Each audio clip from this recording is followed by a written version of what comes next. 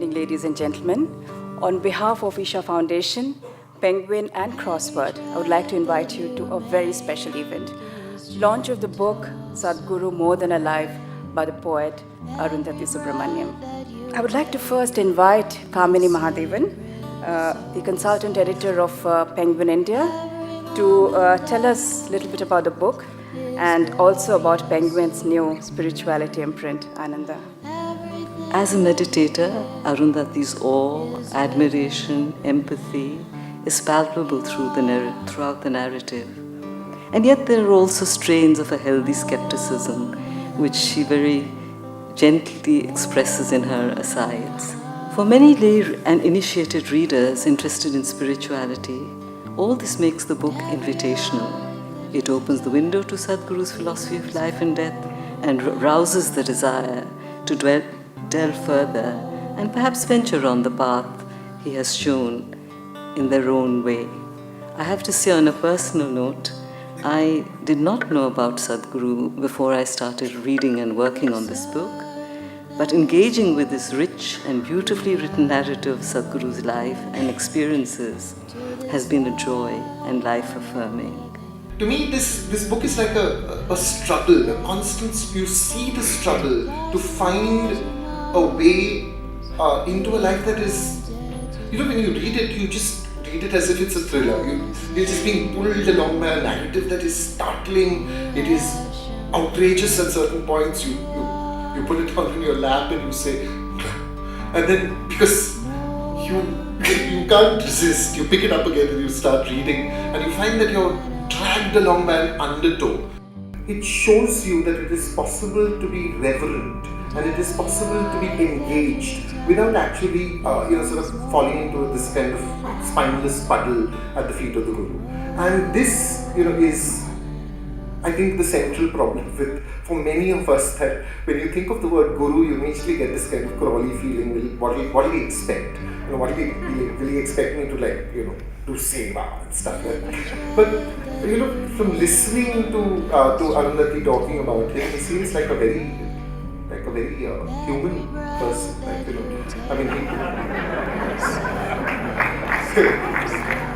May I now request Akbar Padamsi, one of our special guests for this evening and one of the most distinguished artists of our times, to release the book.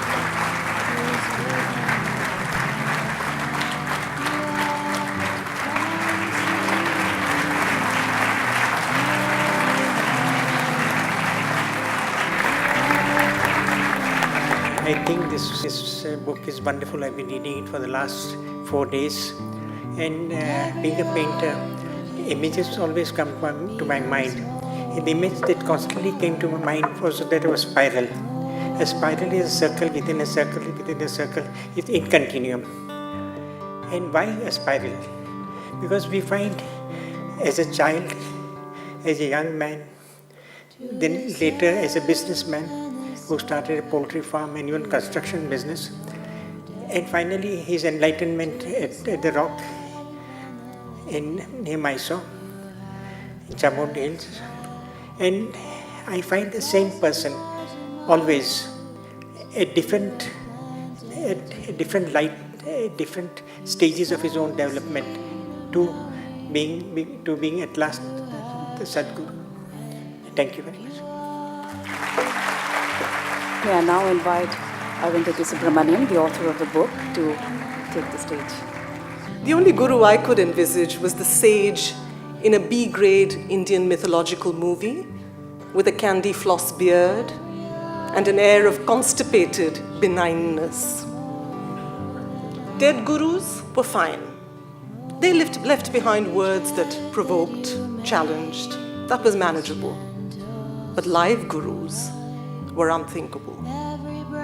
Or to put it another way, I knew I didn't have the qualifications, social, cultural, or historical, to deserve them. And yogis? I thought they were a bit like unicorns, near mythic. I thought they were only to be found in remote Himalayan caves or in exotic spiritual literature. The only yogis I knew were the kind who held classes 2 days a week to beat stress, and combat diabetes. Then I met Sadhguru.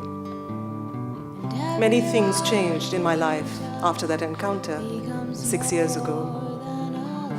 I learned, for one, that yogis exist. I mean, real yogis. A picture of him on a motorcycle in a Sunday newspaper supplement also convinced me that he was far too macho. My kind of spiritual guide, I told myself, would have something unmistakably feminine about him, even if he'd committed the unfortunate oversight of being born male. Let me say that my doubts weren't laid to rest all at once. My doubts have subsided and returned, subsided and returned. But every time I meet the Guru himself, my ambivalence invariably drops away. Even if Isha's many new ventures and meditators, myself included, are works in progress, he strikes me time and again as the genuine article. There's nothing phony here. No comforting platitudes, no PR, smarmy, savvy spiritualism. There is a dynamism and stillness about him that I instinctively trust. I think that's the juncture at which I'd like to pause and invite on stage the person who has in fact committed that unfortunate oversight of being born male, but who remains, as I say in the book, the most remarkably alive human being I know. As the subject of this book, he's awed me, he's baffled me, and at times he's exasperated me. But he remains nonetheless very dear to me, as he is, I know, to many people here and elsewhere. I'd like to welcome on stage Sadhguru.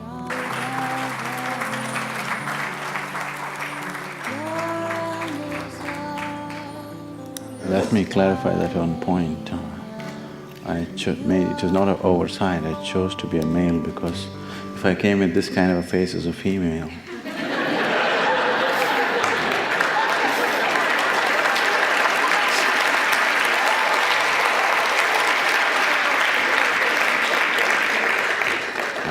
there wouldn't be much scope.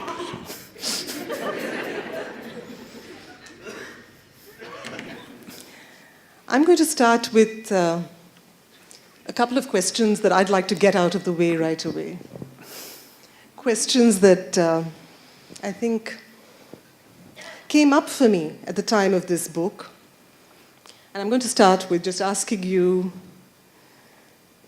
the fact that I was particularly struck when we were making this book by the fact that you seemed... You were making.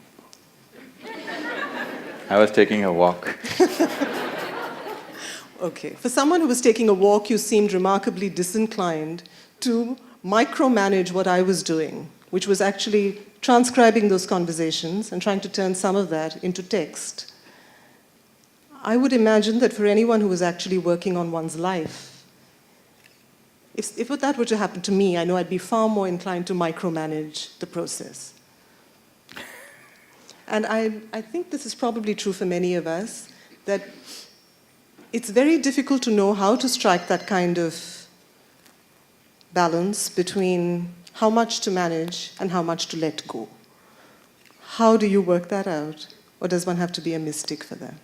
There are two ways to conduct any process or situations of life. One is to try to manage the situation itself. Another is just manage the people, they will manage the situation. So my whole life is just this, I manage the people, they manage the situations. You're talking about being a disciple of the mind. I feel most human beings are using their mind in an extremely rudimentary way to think and confuse, struggle and stress, not to create and manifest.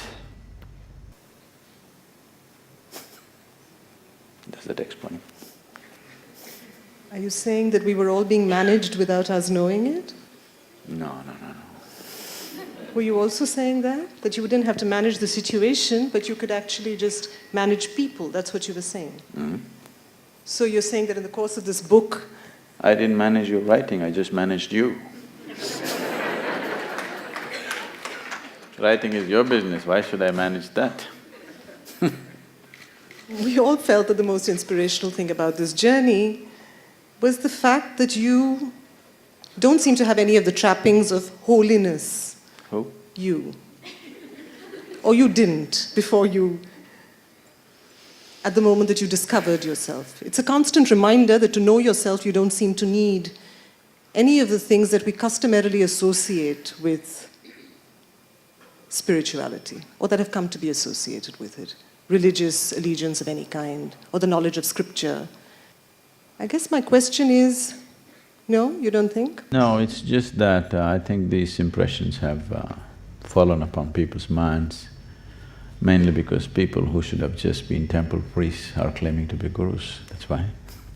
Just because they happen to be born in a certain caste or creed, they become gurus. They should have just been temple priests doing a certain ritual. Now they claim to be gurus, so naturally they give that impression. And that impression permeates in the society today, unfortunately. Otherwise, just look back and see, any guru of any consequence in the history of this nation or anywhere else for that matter, have they fit into any your ideas or trappings of holiness or nonsense? Have they? Everybody has been a revolution by himself, isn't it? Every one of them. Based on his life, somebody else tries to create a tradition, not realizing that he was a revolution and that's the only way it can happen. When there is a revelation, there is bound to be a revolution. I keep telling people, say, I'm an uneducated guru. People say, no. I said, don't think it's a bad thing. I'm not saying something negative about myself because that's the only qualification I have. Because from the moment you're born, just about anybody around you, your parents, all the adults around you, just everybody is trying to educate you about things that have not worked in their life. Everybody is trying to educate you to remain uneducated, uninfluenced by your parentage, by your genetics, by social situations, the cultural situations, your teachers, your friends, not to be influenced by anything, just to sit here and look at life. If you remain uneducated, you will also get enlightened. That is the qualification I earned constantly wherever I went. It is just that I made sure that nobody influences me, because I could clearly see almost everybody is talking about things that they do not know. They don't even know that they don't know, that's a problem. Really. Right now, our ideas of seeing, hearing, smelling, tasting, whatever is our experience of life, is only happening within ourselves. Unless we look at that mechanism, you are seeing life, knowing life, just the way nature is permitting you to do so. There are many other creatures who are seeing the same situation in a different way, isn't it? So, nature is permitting you to see life only with through a certain keyhole, because for your survival, that's all that's necessary. Only when you become like this, because this is the nature of the human being, that he is not willing to settle for just survival, he wants to be something more. Not knowing that what is that something more, people do all kinds of things.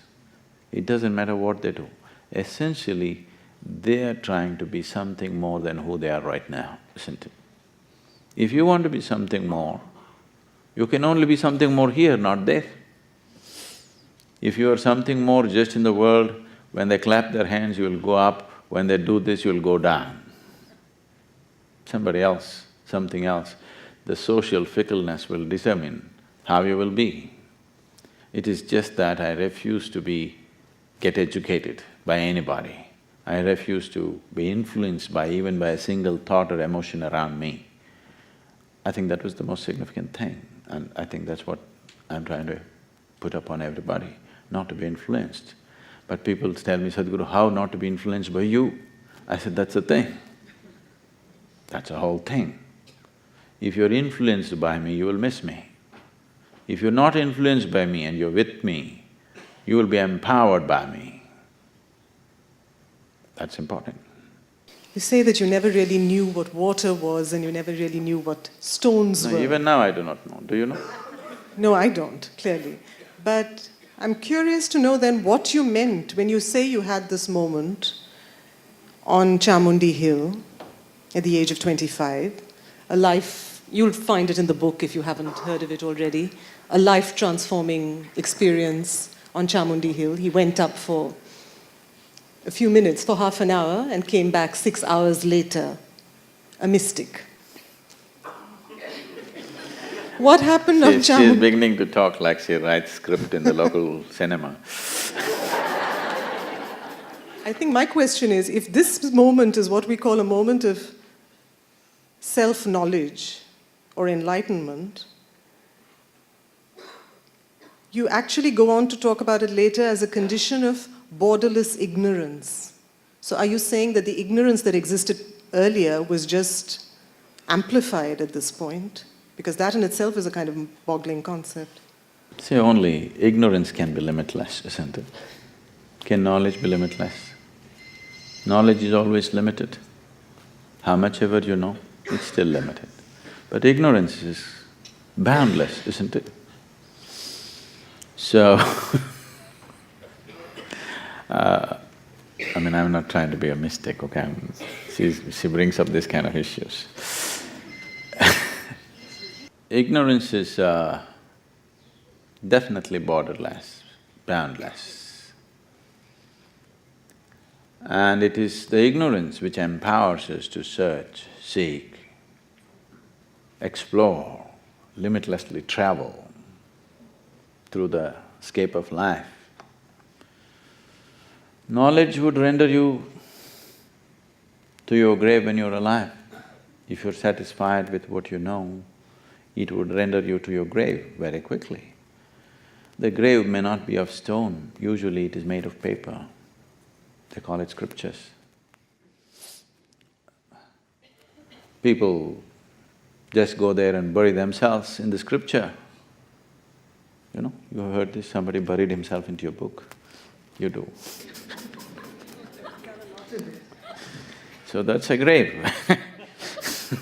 Wherever you're buried, that's a grave, isn't it? So people bury themselves into this because knowledge just gives you a certain sense of security. Knowledge gives you a certain sense of belonging. Knowledge gives you a certain sense of, I'm somebody.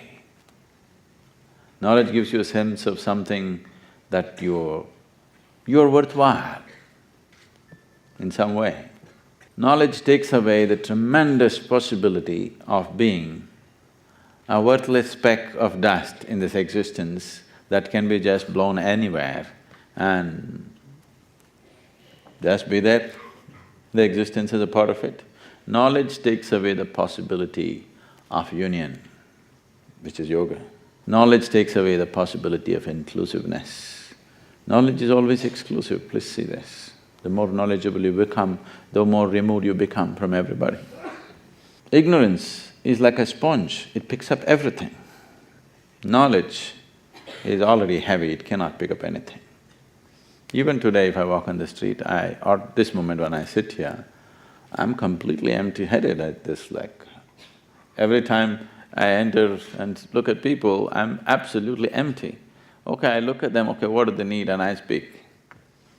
Not once do I walk into a hall thinking, what will I speak, what will I say? There is no such thing in me because what is there to say? The magnitude of ignorance is stupendous compared to the minuscule nature of knowledge. Just by sheer size, you must put knowledge in the back seat because it's no use. It's just not even comparable in size, is it?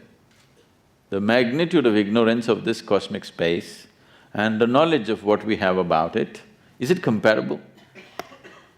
You think it's comparable? I think what fascinated me during this entire process was the fact that Sadhguru turns out epigram after epigram when he talks, and in every second epigram there's a paradox. And as a poet, that of course appealed to me enormously, and I didn't want to ask him to decode each one of them. But this is an opportunity to ask you to at least offer an entry point into some. So the borderless ignorance thing was one. I'm not sure you've totally answered it, but it's one such question. The other one was this point at which you say that faith, this again was a marvelous quotable quote. He says, faith is mature reason and atheism is immature reason. I think what appealed to me about that, of course, was that faith and reason came into the very same definition. See, right now, we are sitting here, all of us, on a round planet. It's a planet round. Does it sound reasonable to you? And it's spinning, you know, and it's moving at a tremendous speed. And the solar system itself is traveling, we know that now. The whole galaxy is traveling, we don't know what's the speed. Nobody ever passed a milestone to know what speed we're traveling. So in all this existence, the way it is, you and me sitting here and doing this gossip session, does it sound reasonable to you? If you extend your reason all the way, does it sound reasonable to you? It's utterly, absolutely unreasonable that when the planet is spinning like this, traveling at such a speed, everything is happening, and we don't know one thing from the other, and we sit here and talk with such authority about everything. Does it seem reasonable to you? There is no reason to anything, isn't it? Reason or the human logic is essentially useful to handle the material aspects of life. If you try to stretch your reason or logic to the life process itself, you will be completely lost. You'll be completely lost because logic will flounder the moment you enter the life process. So the more logical somebody becomes, the more struggles he starts for himself, within himself or herself. I was not using him as a masculine thing, it's I grew up in 50s, 60s where him was universal, not a male thing. The logical dimension of who you are is, your logic is useful only to handle the material of life because your logic has evolved through the partial perceptions of your five senses. When I say partial perceptions, the very nature of your sense organs right now are such, it can only perceive anything partially. If I show you this part of my hand, you cannot see this. If I show you this, you cannot see this. This is not just with my hand, even if you take a grain of sand, that's how your perception is. You can hear the sound, but you cannot hear the silence. Everything is like this because your sense organs are devised like this. They perceive everything in parts. It is because your perception is all in parts that you have evolved a logic. If there was no two, there would be no logic, isn't it? The basis of logic is you have divided the existence in your understanding, that is why there is logic. With this instrument of logic, if you try to go beyond a certain point, then you will see you'll flounder, you don't get anywhere.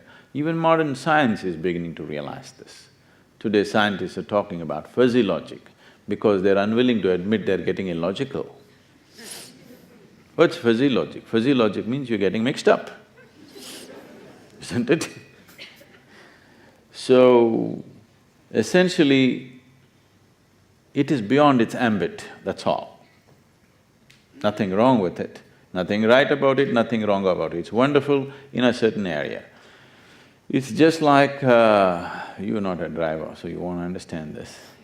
If you were driving your whatever, I see lots of BMWs around in Bombay right now. So you were driving a BMW, a good car to drive in the Bombay streets, or you want to take it out, but tomorrow you want to go to the moon.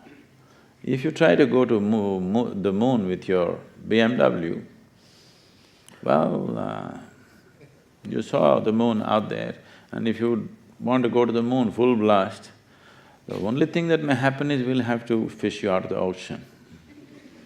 You're not going to go to the moon. So with your logic, if you try to go beyond a certain point, you have to be extricated. That's why you said, maybe we will need a psychoanalyst, not a guru. Psychoanalyst is only trying to extricate you, not to elevate you, isn't it? So no, a psychoanalyst is only trying to extricate you from the mess that you've gotten into. Why the mess has happened? The mess has happened essentially because you're trying to drive your BMW to the moon. Before it becomes a wreck, we must understand this is not the instrument to go there. Enjoy the BMW here. If you want to go up, there's another kind of instrument. Without that, there's another kind of vehicle without which you cannot go. And the Guru's job is to help prepare that vehicle? To build you a spacecraft. To build you on a spacecraft? Yes. I mean, these are just terms that we all grow up with without really knowing the distinction, I think, very often.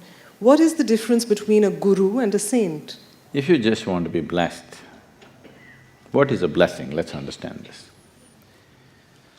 See, today, there's a lot of research and science has grown in this direction. See, right now, this vessel of water, if I just hold my hand like this for a minute and give it to you, in the laboratory, we can prove to you the molecular structure of this water will change, depending upon my thought, my emotion, my energy, and things like that.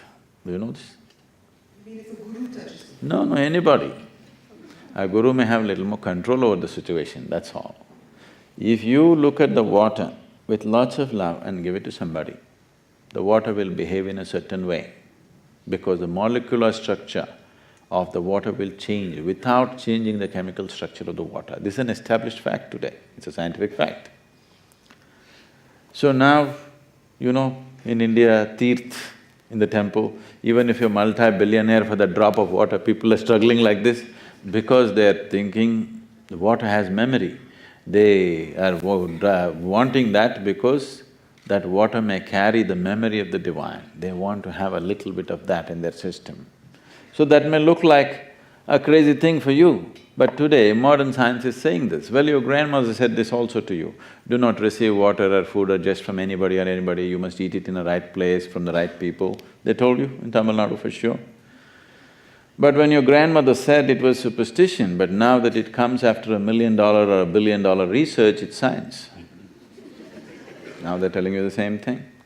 So, the influence that you can exert upon the five elements, all the five elements have a memory of their own. That's the reason why they're behaving the way they're behaving. What you call as myself, what you call as the human structure, is essentially the work of a certain software. Software means memory, isn't it? That we know today.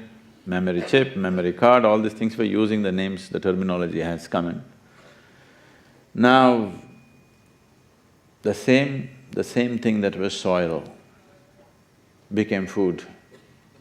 That same thing that was food became human being. That same thing that's food becomes soil again. What is it that's happening? What is it… how come the soil became a fruit or a flower or whatever else? Just the memory that is carried in the seed, isn't it? Isn't it so? How is it that anybody looks like their father or mother or this or that? It's just the memory carried in that one single cell of seed, isn't it so? So, the material is same, it's just the same five elements, it is just the memory. Now, you can influence the memory in so many ways. You just by a thought, emotion or with a certain control over your energies, you can influence the memory immensely to a point where everything about it will change. So if I can change the water in this vessel, You are also 72% water, you know. So if I can influence this water, can I not influence that water?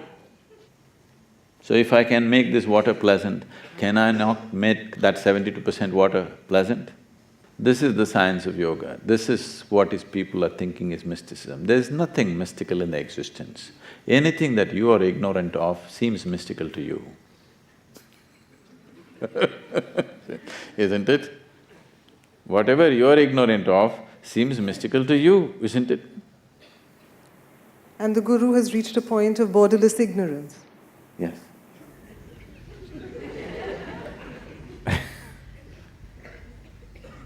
If you have become borderless ignorance, if you have no knowledge of your own, that means you have no memory of your own. It is that knowledge which separates you from the rest of the existence, isn't it? If you have no knowledge of your own, if you're borderless ignorance, aren't you as big as the creation itself? And the Guru and a saint? A saint is somebody with his whatever work that he might have done with himself, he's become a pleasant being. He blesses people. A blessing is like… it's like, having your cell phone charged a bit. But it again runs out. Yes, depends on the use. How quickly it runs out depends on the use. So in India, people understood this. Traditionally they understood this, now it's just whatever. But even now, there is a certain understanding in the culture that if there is a saint, seek his blessing, it doesn't matter, you don't know who he is. See, you don't have to do anything. Now that you talked about whatever the…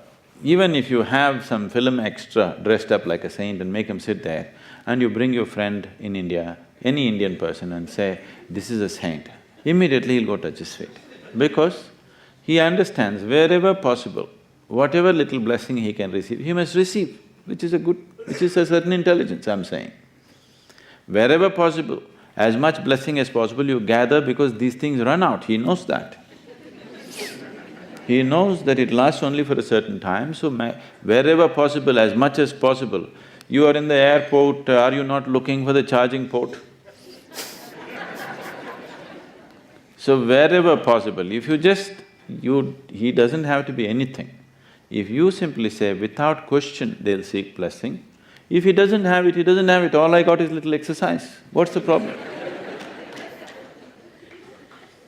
I mean, he doesn't have an issue about it. If there is something, I'll get it, if there isn't, I don't get it, so what? So saints are like this, they cannot interfere with… interfere is a wrong word for you because it's a very negative word. They cannot fix anything about you, they can only bless you. A guru is like a mechanic.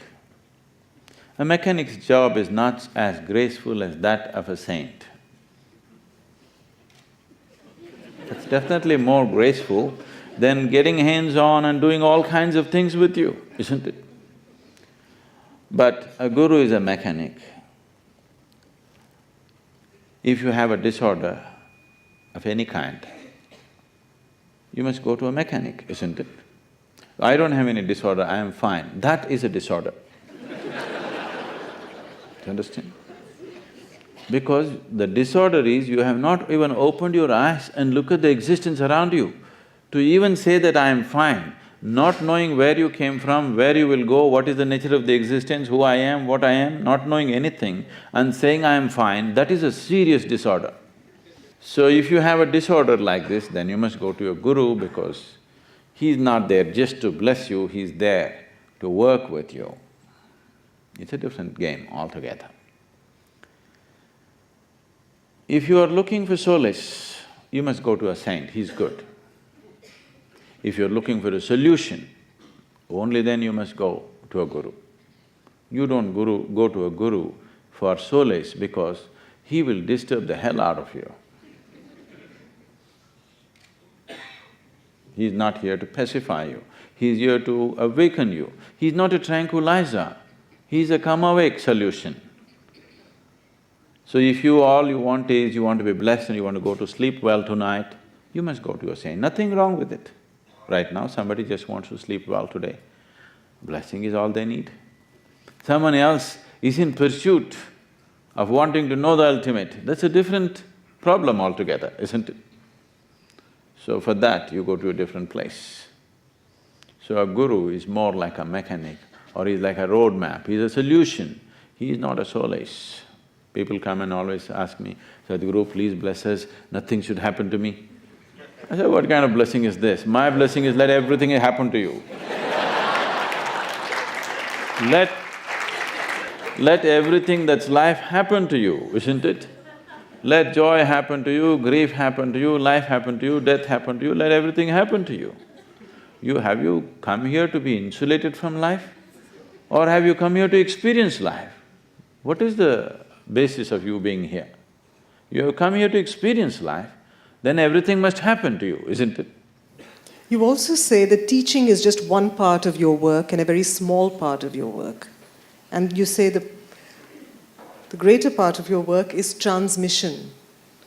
And that's what every guru is here for. What is transmission? Transmission of ignorance? Transmission of the knowing that you're ignorant. When you say teaching, probably I was talking about the programs and going around the world talking. This is just definitely a very minor part of my life. Because when I speak, I'm not trying to give any teaching, I'm only trying to make people thirsty to know. I'm only here to make people realize they're ignorant. People have said this again and again. Any number of times you come there, he only reminds us in a million ways that we do not know. That's not good, he must tell us what to do. So what you're looking for is an advice. The very fundamental of seeking advice is that you want a ready-made solution for the life. And something you want to invest in the stock and you take somebody's advice, that's different. That also, it's better you figure it yourself, but somebody's an expert, you seek it as advice, that's different. When it comes to your life, seeking advice about whole life is a foolish thing to do. So, advice essentially means you want to go through life unscathed. Some safety capsule with which you can pass off without experiencing life. So people seeking advice, people seeking teachings is essentially because they think they can collect it. Because human beings have been, hunters and gatherers for a long time. When they could gather pieces of bones and tooth and this, they hung it around them, feathers and whatever. Later on it became gold and diamonds and then it becomes knowledge and scriptures and whatever, but still they're hunters and gatherers, isn't it? Unless your hunting and gathering stops, you will not know anything of the spiritual dimension. It will not happen that way. Both your hunting and gathering has to stop. You take some time to settle in a place because you come with doubts and problems and this and that, it's fine. But once something of significance has touched you, you must settle down, no hunting, no gathering, just being there. Otherwise, one will not be able to perceive this. So, transmission is essentially on that level. As maybe I have said to you also, I do not know, but I have initiated more people on this planet that I have never met than the people that I have met. People may sit in front of me and miss the whole point. Somebody that I have never met, the moment I see an opening, this will happen. Because this is not about talking, this is not about teaching, this is not about trying to make someone understand. The understanding is only towards that one thing is to understand that it is not a question of a mental exercise. Spiritual process is a way to transcend the limitations of the physical dimension of who you are right now. When I say physical, that includes mental, that's not something that you may approve of. But physicality and mentality are not two different things. Mind is also a physical thing. It is more subtle. It's just like if you see the light bulb, you can very clearly see it is physical, no question about it. Now if I ask, is this light physical? Now some people will think, is it physical or not? Well, when you were in high school, did you study light in your physics book or your spiritual textbook? Obviously in your physics textbook, isn't it? So it is physical. Is the electricity which is powering this bulb, is it physical? Definitely it's physical. But people may have issues about these things, that light is not physical, light is divine, light is something else. No, light is physical, bulb is physical, electricity is physical. So similarly, body is physical, mind is physical, emotion is physical. It is just getting little subtler, that's all. With this physicality, you cannot access the non-physical dimension about the borderless ignorance. See, the nature of the physical is a boundary, please understand this. A physical can exist only with a defined boundary. Without the definition of a boundary, there is no physicality. Do you understand what I'm saying? Without a defined boundary, there cannot be anything physical. Now I can call this physical body only because there is a boundary. If I remove the boundaries of this, there is no such thing as physical here. So you're talking about spirituality. When you say spiritual process, you're talking about a dimension beyond the physical. Not a teaching, not a scripture, not somebody's ideology, but you want to touch that dimension which is beyond boundaries, because this is not my inspiration for you. This is what every human being is longing for every moment of his life. Whoever he is, he wants to be something more, isn't it? If that something more happens, he wants to be something more. So they want to become infinite, but they're attempting it in installments. If I put you into any kind of boundary, the moment you realize there is a boundary, you want to break it, isn't it? Because this is not a cultivated stance. This is the basis of being human. The moment you see there is a limitation, there is a boundary, you want to go beyond that. If you go beyond that, what? Till you taste the next limitation, then you want to go beyond that. So there is something within you which does not like boundaries. There is something within you which is boundless or borderless. And that cannot be named as anything. The simplest thing is to say, that's me. And that's borderless ignorance, isn't it? Knowledge is a physical thing. Spiritual process is not a physical thing.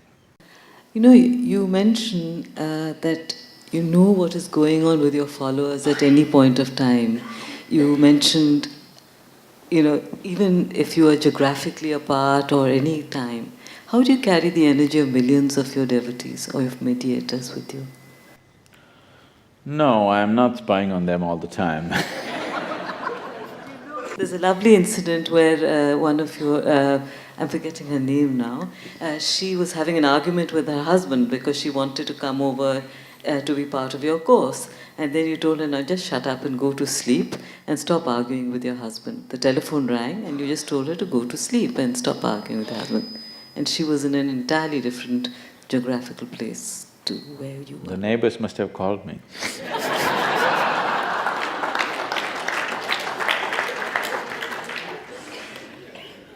To save themselves from my disciple, no. See, the thing is just this, it's not the argument that I know of.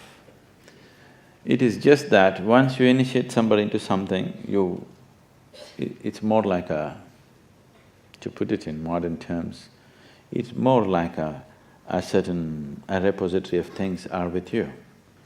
If they hit a real bottom, you know. If they hit the peak, for sure you know. You set this up not because you're watching out for their bottoms. I'm not interested when they go down to hell.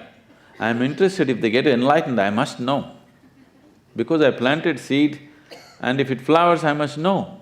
It is in that interest I keep everybody on the tab, hoping that tomorrow morning somebody will blossom somewhere. But unfortunately, even when they hit the bottom, I become aware. I set this up mechanism within myself, hoping that when they really blossom, I shouldn't miss it. Such a great happening, she's not to be missed.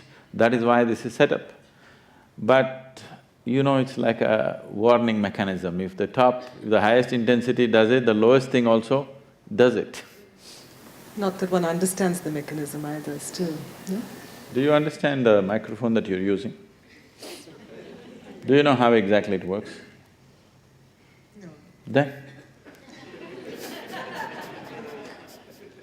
When you have no issue holding it and using it, even if you do not understand, what's the problem with the guru, I'm saying?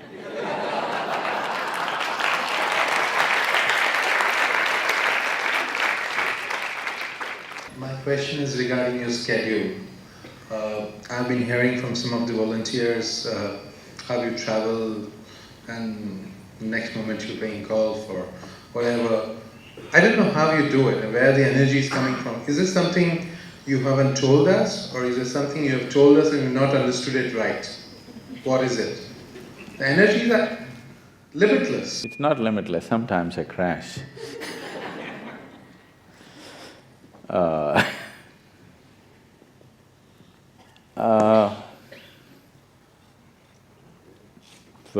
For those of you who are doing very simple processes in the form of yogic systems, you yourself are experiencing just 2-3 months of practice, it's putting you in a different league of energy compared to people around you.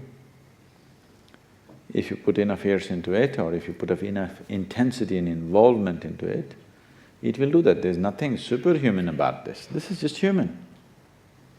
Human being, if he is exuberant and involved, I'm saying involved, not entangled, involved with the process of life, that's how it will be.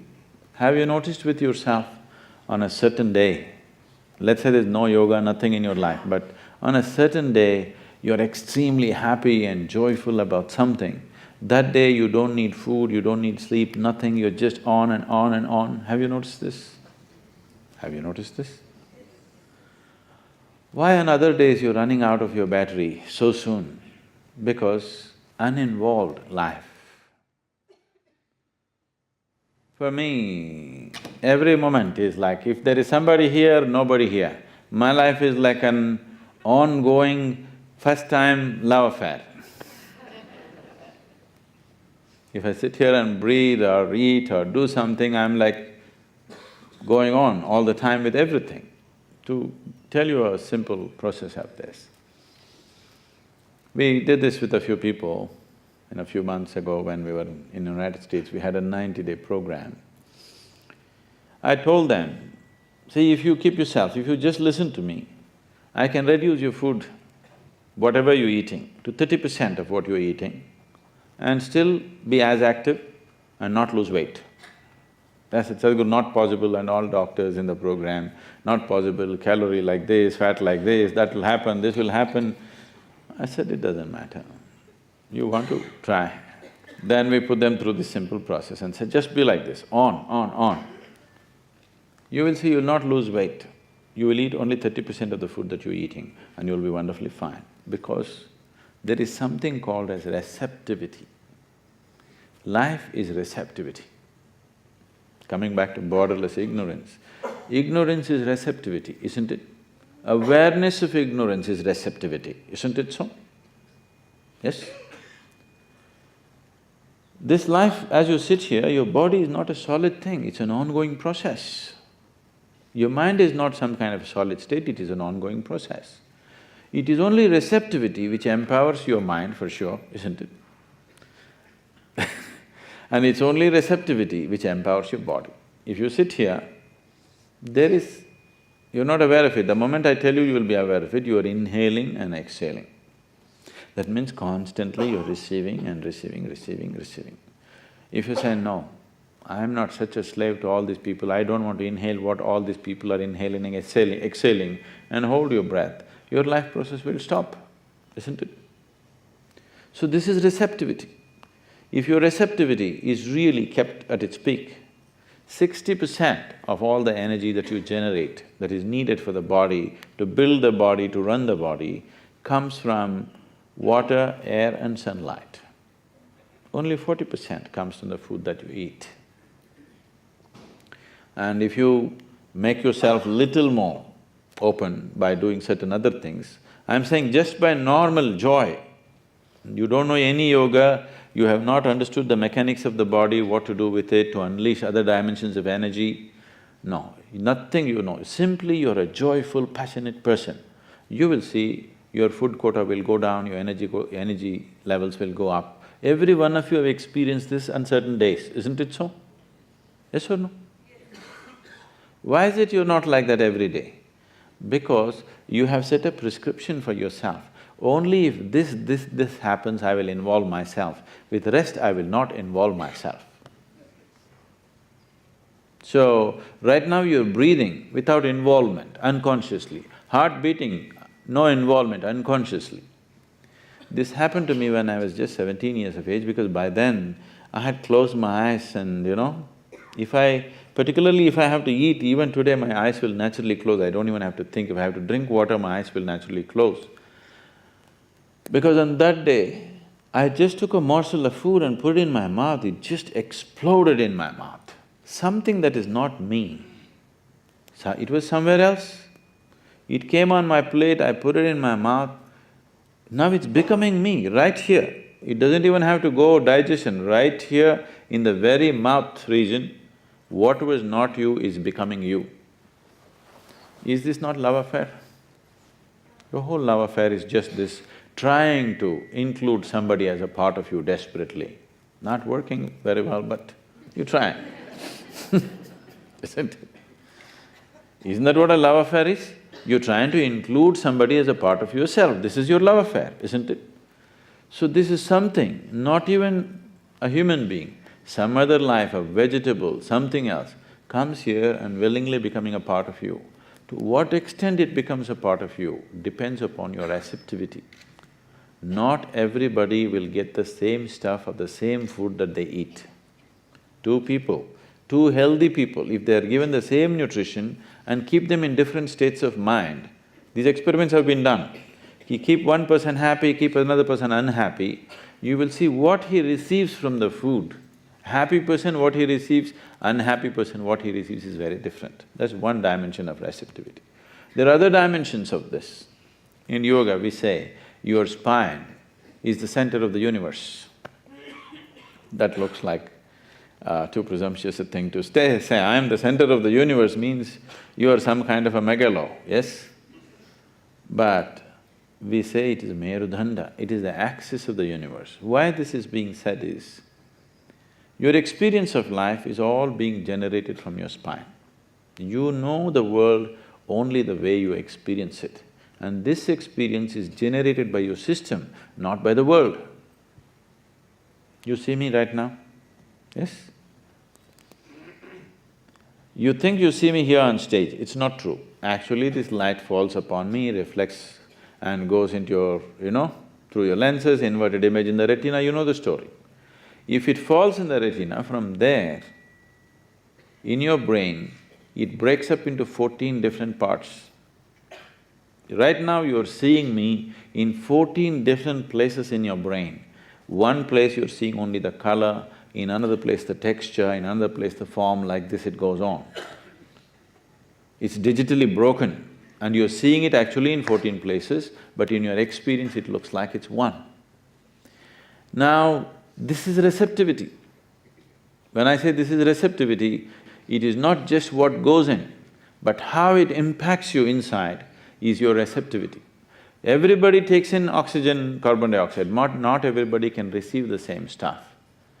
If you sit here and simply breathe, if I go to a new place, the first thing I do is I simply sit like this. Everything significant that's happened in that place, if it's of any spiritual significance, I immediately know, because it's just there. The memory of the land, the memory of the rocks, the memory of the trees, it's all simply there because everything, all the five elements have strong sense of memory, billions of years of memory. Now, receptivity is on many different levels. There's a beautiful incident in Vivekananda's life.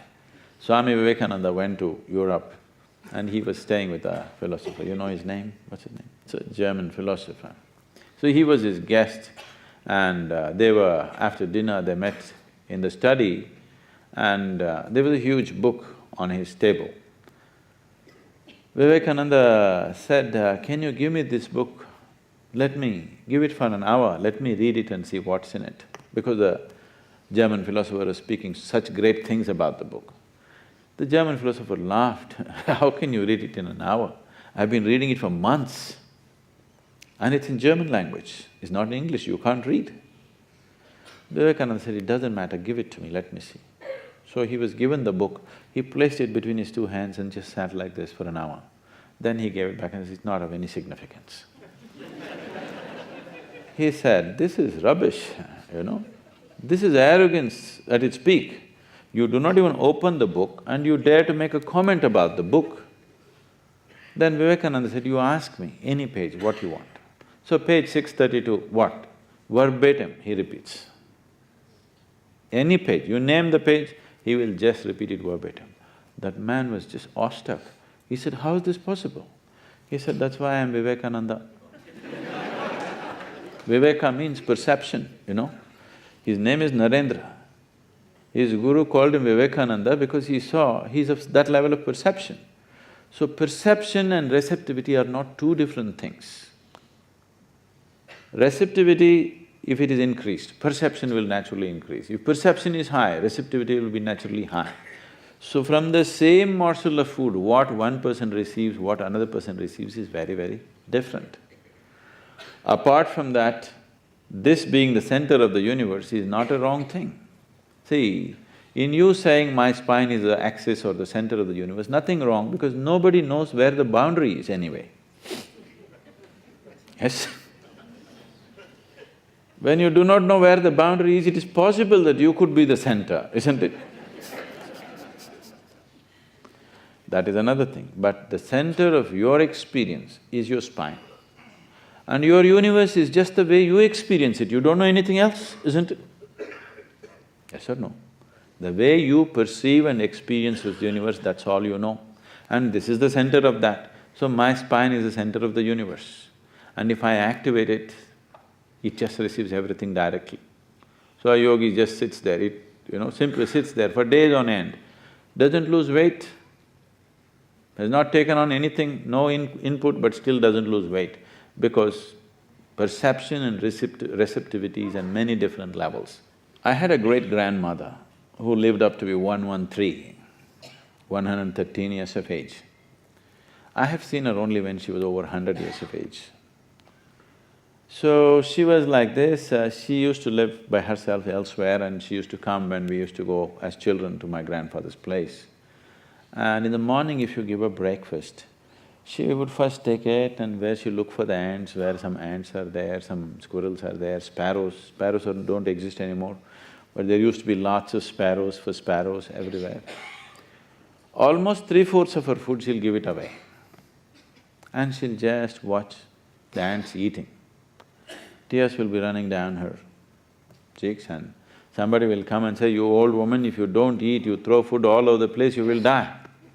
All these people who gave nutritional advice to her, they all died. She never died. She lived up to be 113. She buried her children, her grandchildren, a few of her great-grandchildren, but she lived on, okay? And she would sometimes just keep that food aside and she says, I'm already full. When I was just 5, 6 years of age, I just thought this is some emotional rubbish, this old woman is just emotional, she loves the ants maybe because they have not bitten her yet. But it took me many, many years to realize this, that this is not emotional stuff. In her experience, if the ants ate, she ate and her body was nourished. She was so much one with it that if they ate, her body got nourished, she didn't have to eat. The day it happened, she doesn't eat. The day it doesn't happen, she eats. So I'm saying, your ideas of what is your energy, what is somebody's energy, what is this energy, that energy, are happening because of the logical mind. You divided the existence. That's not how the existence is happening. Today modern physics is proving to you without any doubt, as you sit here, every single atom in this body is right now in active communication with just everything in the cosmos. When this is so, Why will you run out of energy? Only if you're oblivious of it, isn't it? I'd like to ask, what is happening within you that is not happening within us? What is happening within me? Right now, what's happening within me? Or the way it's happening within me. Life only is happening within me, life only is happening within you. But the way it's happening within me right now, I will not exchange this for anything. If you give me the whole world, I won't make a deal. That's how big it is. We are breathing the same air, probably we eat the same kind of food, we live in the same place, but this is how different it can be. Right now, two people are sitting next to each other. One person is in an utter state of depression, another person is exuberantly happy. That itself is phenomenally worlds apart, isn't it so? I'm just trying to give you an understanding because this is something that you have experienced. Have you not experienced this? You are very excited and happy, somebody sitting next to you miserable. Have you not seen this? Or maybe the other way around whichever way. So you know that human experience can fluctuate from here to there, isn't it? And it can go way beyond that. So if you ask what is happening, see, there is a certain process of life right now for you. That is, everything in your life happens in comparison. In the sense, because senses can perceive only in comparison. Because you've seen darkness, you know what's light. Because you have tasted this, you know that. If there is no context for you, you will not know anything, because sense organs need a context always. The reason why people are so afraid of darkness is not because darkness is dangerous. It is not because darkness is dangerous that they're afraid. They're afraid of darkness because they have no context suddenly, isn't it? Isn't it so? Now it's this you know. Now there is no this, there's only this. You need two for the mind to feel comfortable. So because of this, you created many things, up and down, good and bad, forward and backward, all this. But none of these things you actually know. You do not know what is up, what is down, isn't it so? Does anybody know what is up and down in this cosmic space? Huh? Is it somewhere written this side up? Nobody knows which is up, which is down, isn't it? Nobody knows what is forward, what is backward. But you have one context right now which is properly established. What is inward, what is outward, this you know clearly. This you must exercise. This is the only true context you have, everything else is imaginary, please see this. Up and down is imaginary, this and that is imaginary. This one thing is definitely there as real for you, isn't it? Inward, outward. You must exercise this constantly because that is an important part of spiritual growth. In case tomorrow morning, if it so happened that you got enlightened, you will lose this context. Even this will be gone. You will not know which is inside, which is outside. You will not know which is you, which is not you. That's why I'm running around the world like this, not knowing which is me and which is not me. I do not know whether that is me or this is me, because everything that happens there happens to me also. So, that is phenomenal, and maybe people think it's scary. It is scary only because you're thinking in the small mind all this will happen. No, it will not happen like that. There is no context to it to tell you what it is. When it happened to me and I'm trying to shake my head and come to some kind of conclusion, because I cannot believe that I'm not smart enough to figure what's happening to me. I can't stand that, Because when I was young, one thing I could not stand was stupidity. I'm just allergic to it, I'll flare up if I see somebody acting stupid. Now I've learned to live with it, okay? So, I can't stand that I can't figure what's happening to me. How can I not know what's happening to me? So, after a great struggle, then I asked my closest friends, what do you think is happening to me? This is what is happening to me. The only thing they can say is, did you drink something? Did you pop something? Did somebody give you something? So because you only think this is how it can happen, because human mind works only from the information that it already has. Please see this. It can only work from the data that it already has. It only churns up various combinations and permutations of what you have and makes it look very exuberant, but actually you're only recycling the past in your mind all the time. Spiritual process will not come this way. One thing is that it does not belong to the past, for sure. Purva Janma Karma, what about that? That is maybe a preparation probably, but it will not happen because of that. Whatever it may be, if your life experience… people keep on saying, but my life experience has been bitter, yours has been good. That's not the point. If life experience has been bitter for you, you should have gotten wiser sooner than others, isn't it? If you have a working intelligence, I'm saying. So, what is happening? I don't think I'll ever get to articulate that, I'm not that educated. Sadhguru, you carry yourself with such ease and poise. So just wondering if you have a bad day or you're frustrated at times, and how do you actually tackle such situations? Maybe during the Dhyalinga consecration, maybe if disciples like us, we don't really match up to your learning curve or expectations. So how do you grapple with such situations? Why are you trying to label a day as a bad day or a good day? It is only human beings who, in their experience, they do these things to themselves. Why they do these things to themselves is, see, today there was a glorious sunrise. Millions of flowers blossomed across the planet. So many wonderful things are happening, even the stars are twinkling right now, the moon is full today.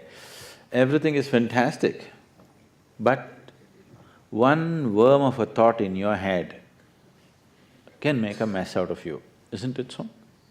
Isn't it so?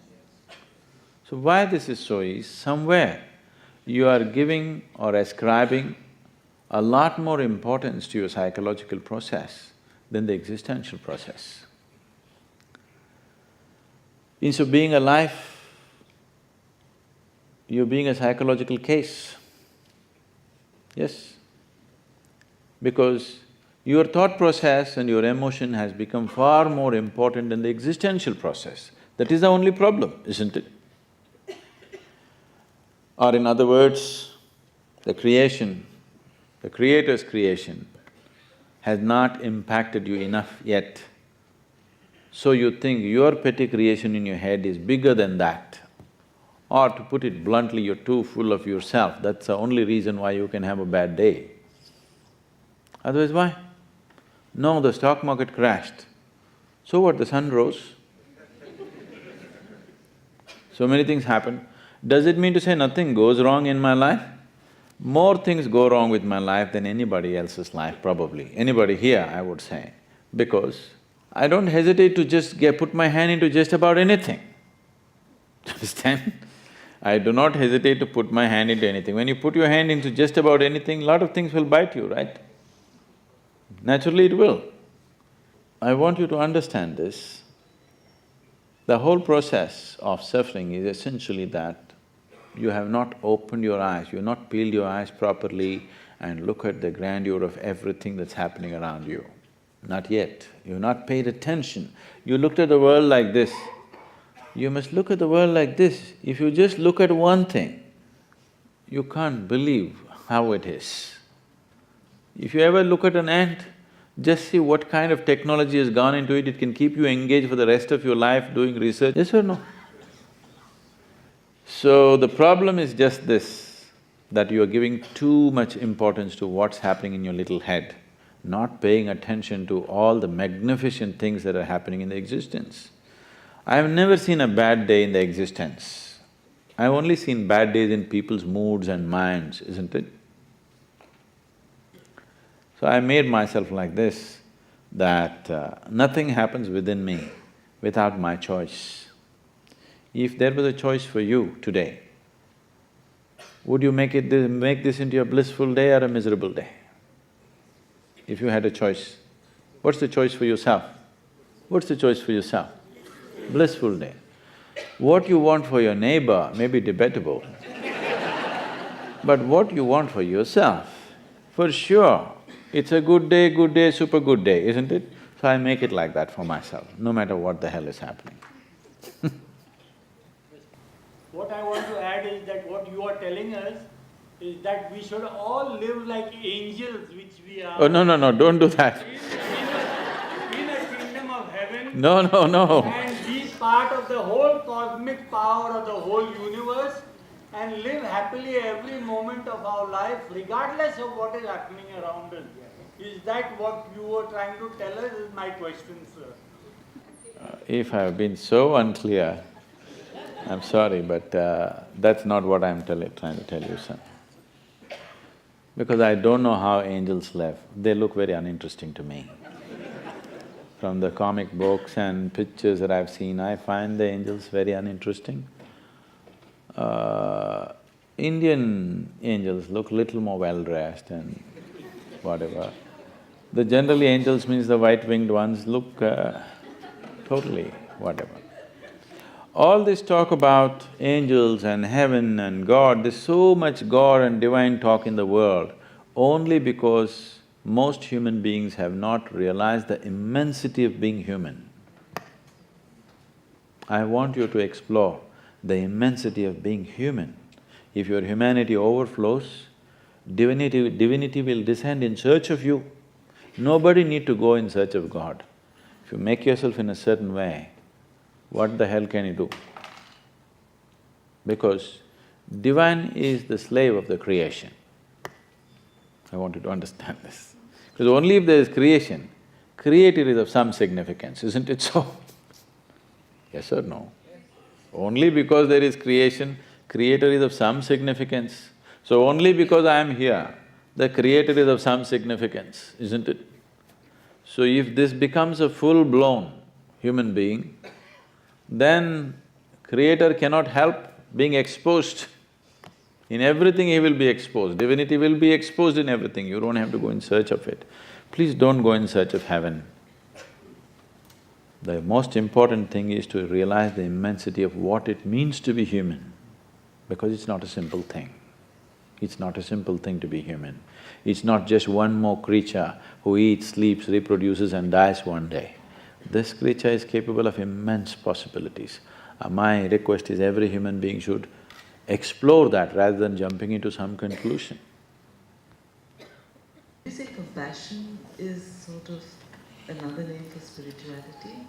Compassion and joy, the joy of day-to-day living, is it another name for spirituality? It is not another name for spirituality, it is one more tool for spirituality. Spirituality is not about compassion or joy or love. See, this is like this. If a society is hungry for food, they will say food is the highest thing. Anna Lakshmi, you know. Nowhere else in the world there is such a thing. If a society is continuously stricken by diseases, health will be the highest thing. A society knows only turmoil, peace will be the highest thing. We are always putting up values in our lives. Love is God, love is the center of the universe. Love is a human emotion, it's a wonderful thing, but every human being is capable of it. People say God is love, I don't know why God should be love, only you must be hugely deprived. That's why you think God is love and from there He will shower love upon you from heaven, because you haven't found one person or you haven't made yourself in such a way that… you have made yourself in such a way nobody loves you in Mumbai. You said at one point in the book that a guru's compassion is not different from his conspiracy. I was just trying to feed the poet in you. Seems almost to suggest that love is a kind of manipulation. These are all just different words but the same thing. You can live here either in inclusiveness or exclusiveness, that's all the choice you have. If you have included people around you as a part of yourself, you do certain things to them.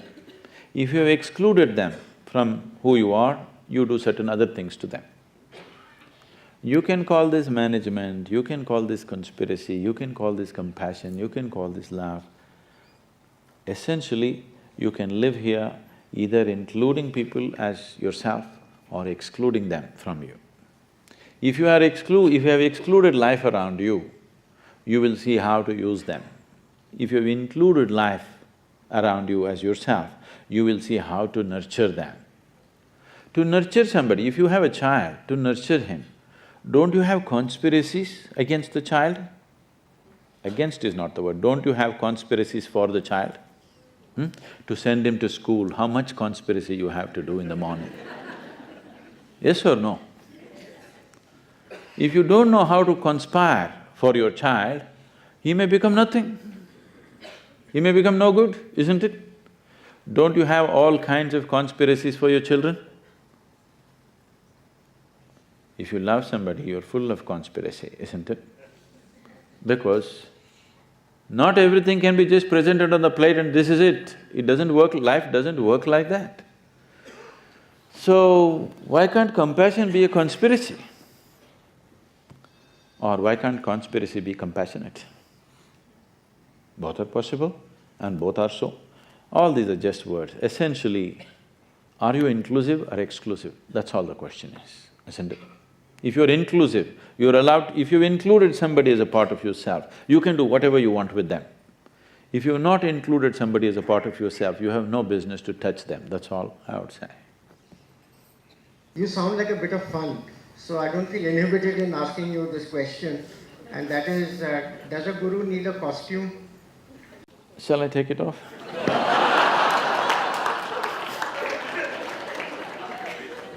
Anyway, have you ever seen a guru, any other guru being dressed like this? No. So this is not a guru costume. This is the way an Indian man used to be dressed for a long time in this country. Why he dressed like this is because considering the weather conditions, considering the situation around, considering what we produce in this land, considering all that, we made our own kind of clothing. You're dressed the way you are right now. Why you don't have your tie? You're dressed the way you are because you've not been able to shake off the slavery of 300 years. I shook it off.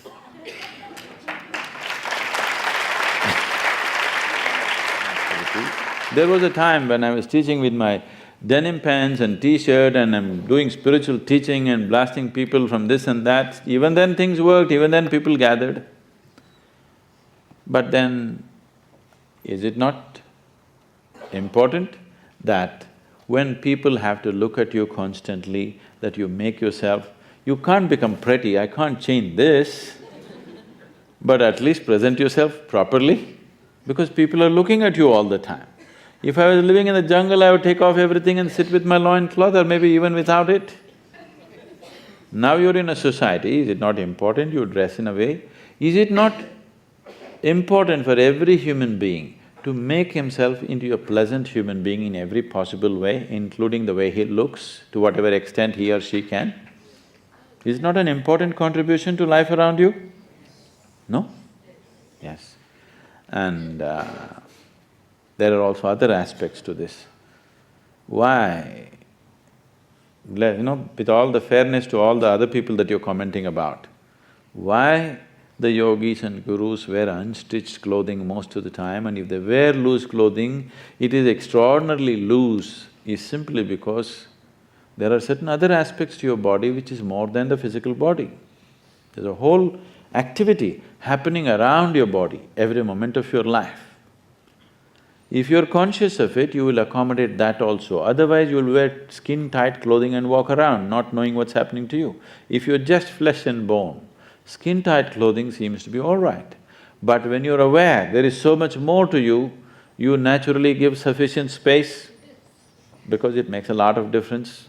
There are any number of aspects to this, it's not a time to explore that. But with all the fairness to all the other people who go bare-chested or just cover themselves with a shawl, they're not wearing a costume to impress you. They're wearing it because they're doing certain sadhana, they're aware of their energies, they feel restricted if they wear tight stitched clothing. That's why they wear like that. Sometimes one winds up discussions only for practical reasons. I've wound up the book for practical reasons. It's not over yet. There is... I'm alive still. There is a wonderful French poet, Paul Valéry, who says that you never finish a poem, you just abandon it. So the book is abandoned. Oh, by the reader or the writer?